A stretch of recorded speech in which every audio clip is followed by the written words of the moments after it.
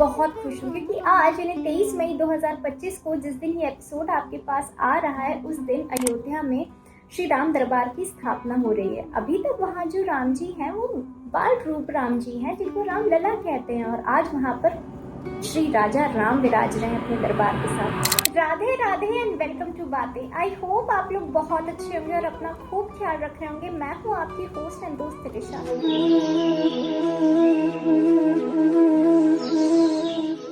तो हमने सोचा क्यों ना हनुमान चालीसा के एपिसोड से थोड़ा सा डाइग्रेस करके आज एक एपिसोड प्रभु श्री राम और प्रभु श्री राम है तो माँ सिया को डेडिकेट किया जाए।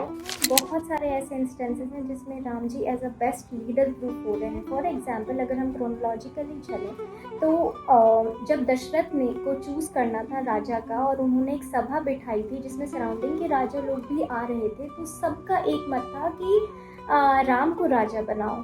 मतलब आप ये देखिए कि उनका कितना प्यारा ऑरा होगा कि इवन जो सराउंडिंग स्टेट्स के जो राजा है वो भी उनको राजा बनाना चाह रहे हैं। नंबर 2 बहुत इंटरेस्टिंग है, जब उनको बुलवाया गया राजा दशरथ ने ये बताने कि भाई ऑल्दो तुम्हारा आज के दिन राज तिलक था बट तुम्हें जंगल जाना होगा।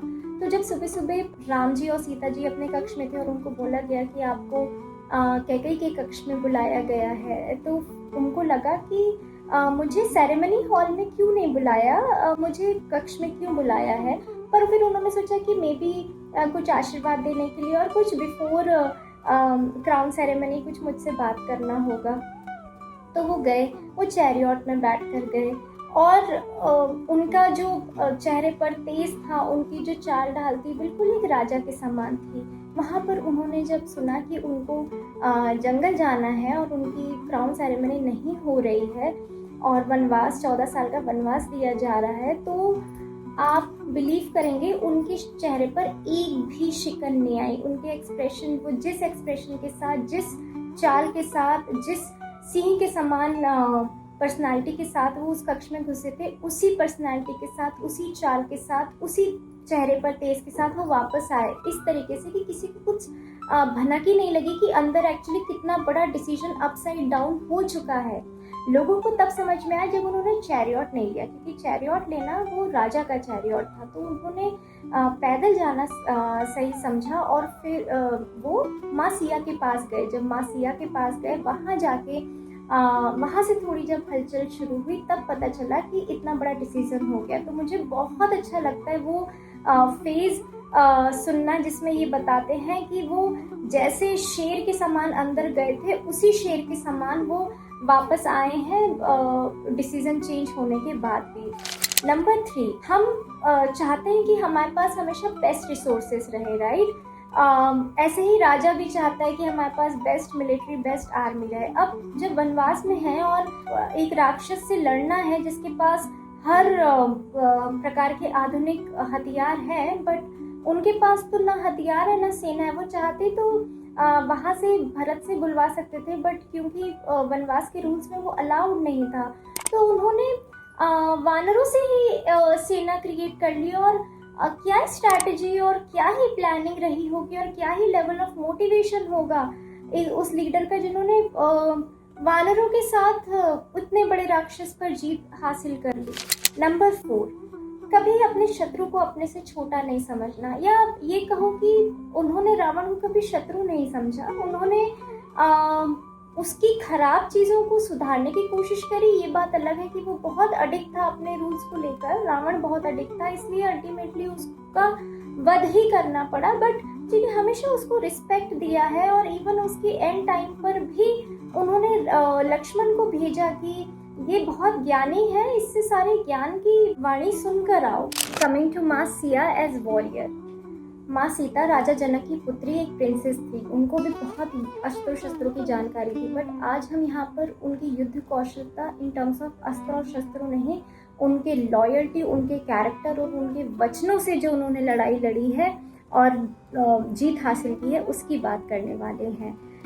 क्रोनोलॉजिकली देखा जाए तो सबसे पहले माँ सिया को किसी ने नहीं बोला था कि उनको वनवास जाना है। उनको तो बोले थे कि आप अपने पिताश्री के यहाँ चले जाओ, बट उन्होंने कहा नहीं, जहाँ पर मेरे हस्बैंड रहेंगे मैं वहीं पर रहूँगी।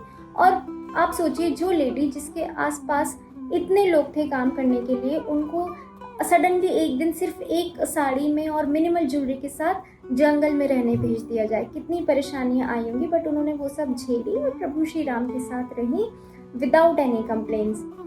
सेकेंडली, जब रावण उन्हें ले गया था पकड़ के अशोक वाटिका, तो वो बहुत डरी हुई थी और वो अंदर से पूरी टूट गई थी। और रावण भी हर कभी आकर उनको डराता धमकाता रहता था, बट उन्होंने अपना भय, अपने अंदर की जो असमंजस थी, कभी बाहर नहीं आने दी। और सोचिए क्या ही वाकपटुता रही होगी उनके वचनों में कि वो बस एक पत्ती के आड़ लेकर रावण को ऐसे कटु वचन में सुनाती थी कि वो भाग जाता था वहां से। इससे ये पता चलता है कि जब कोई सामने वाला हमसे शत्रुता की भावना रखता है या वो कुछ हम पर हावी होना चाहता है, तो कभी हमें अपने अंदर का डर, अपना भय उसके सामने नहीं लाना चाहिए और बहुत दमदारी से उसके सामने पेश आना चाहिए। आप वाकपटुता आप में हैं तो आप शब्दों से भी अपनी जीत हासिल कर सकते हैं। नंबर 3, एक लेडी ने अपने ट्विंस की डिलीवरी एक आश्रम जैसे सेटअप में दी।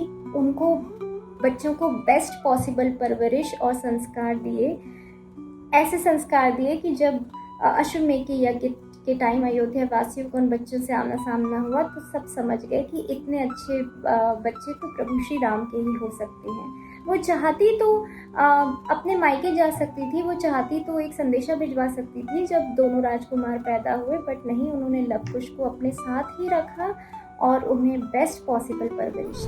इसके साथ ही हमारा ये रामायण स्पेशल एपिसोड ऑन प्रभु श्री राम और माँ सिया पर समाप्त होता है। मुझे कमेंट्स में बताइए आपको कैसा लगा।